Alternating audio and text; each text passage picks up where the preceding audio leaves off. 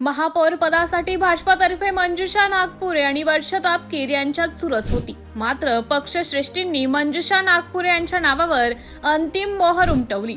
उपमहापौरपदी Republican party of India RPI पक्षाचे परशुराम वाडेकर यांचं नाव निश्चित करण्यात आले आहे। त्यांनी निवडणुकीत कमळ चिन्हावर निवडणूक लढवली होती। विशेष म्हणजे परशुराम वाडेकर यांच्या पत्नी सुनीता वाडेकर याही यापूर्वी पुण्याच्या उपमहापौर होत्या। त्यामुळे वाडेकर दाम्पत्य हे उपमहापौर होणारे पहिले दाम्पत्य ठरले आहे। यावेळी भाजपाचे शहराध्यक्ष धीरज घाटे, भाजपा प्रदेश सरचिटणीस राजेश पांडे, गटनेते मनोज बीडकर, माजी मंत्री दिलीप कांबळे आणि श्रीनाथ भीमाले यांच्यासह अनेक प्रमुख नेते उपस्थित होते।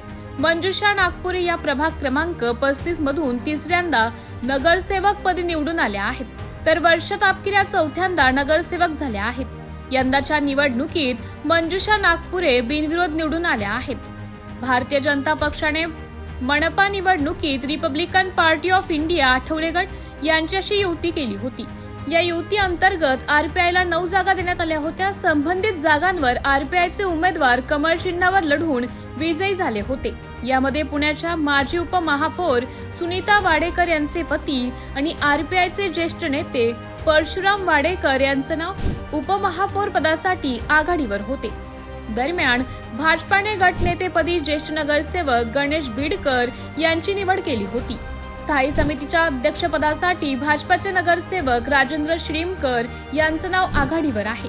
यावेळी बोलताना भाजप शहराध्यक्ष धीरज घाटे म्हणाले, नुकत्याच झालेल्या निवडणुकीत पुणेकरांनी भाजपाला घवघवीत यश दिले आहे। या यशाच्या माध्यमातून नवनिर्वाचित सदस्यांनी पुणेकरांची सेवा करण्याची संधी मिळाली आहे।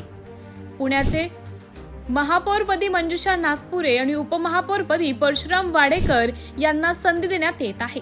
सभागृह येथे गणेश बीडकर म्हणाले, भाजपाच्या 3 पिढ्यांनी केलेल्या कामामुळे आज पक्षाला शहरात यश मिळाले आहे। अनेक नेते आणि कार्यकर्त्यांनी तळागाळात जाऊन काम केले, ज्यामुळे आज पक्षाला सकारात्मक वातावरण निर्माण झालं आहे। राज्याचे लाडके मुख्यमंत्री माननीय देवेंद्र फडणवीस, भारतीय जनता पार्टीचे प्रदेशाध्यक्ष रवींद्र चव्हाण,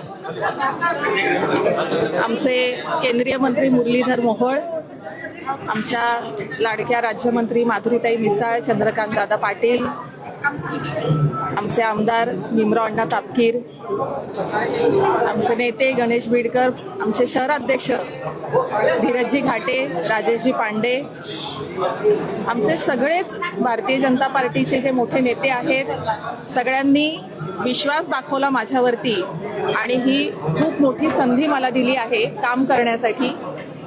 महापौर पद म्हणजे फक्त सत्ता मिळवणं असं नाहीये, तर ही काम करण्याची संधी आहे, ही सेवा करण्याची संधी आहे आणि त्या संधीचं सोनं करण्याचा मी प्रयत्न नक्की करीन।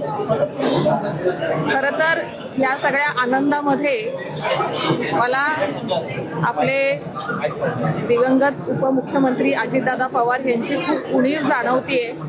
माझी फार मनापासून इच्छा होती की त्यांची कामाची शिस्त, त्यांची सिस्टीम, त्यांच्यासोबत मला काम करायचं होतं, त्यांच्या मार्गदर्शनाखाली मला काम करायचं होतं, पण ते शक्य झालं नाही। त्याबद्दल मला अत्यंत दुःख आहे, पण मला ही संधी दिली, माझ्यावर विश्वास दाखवला, माझ्या कार्यकर्त्यांची सगळ्यांची निष्ठा आहे ती पणाला लागली। हे सगळं काम करत असताना मला लोकसहभाग आणि सगळ्यांचं मार्गदर्शन हवं आहे। सिस्टीम पण चालवण्यासाठी आपल्याला गव्हर्नन्स हवा आहे, स्मार्ट गव्हर्नन्स। या सगळ्याची सांगड घालून मी काम करण्याचा प्रयत्न करणार आणि या सगळ्यामध्ये मला जेन झीची ज्या काही सूचना असतात आणि त्यांची जी कार्यपद्धती त्यांनी आता डेव्हलप केली आहे, त्या सगळ्यांना मी सोबत घेऊन काम करण्याचा नक्कीच प्रयत्न करीन। पुणे शहर हे विद्येचं माहेरघर आहे, सांस्कृतिक शहर आहे आणि संपूर्ण जगात जे काही पुणे शहराची प्रतिमा आहे त्याला साजेसा विकास करण्याचा मी प्रयत्न करेन। दैनिक आरंभ पर्व न्यूजसाठी प्रतिनिधी लक्ष्मण साबळे, पुणे।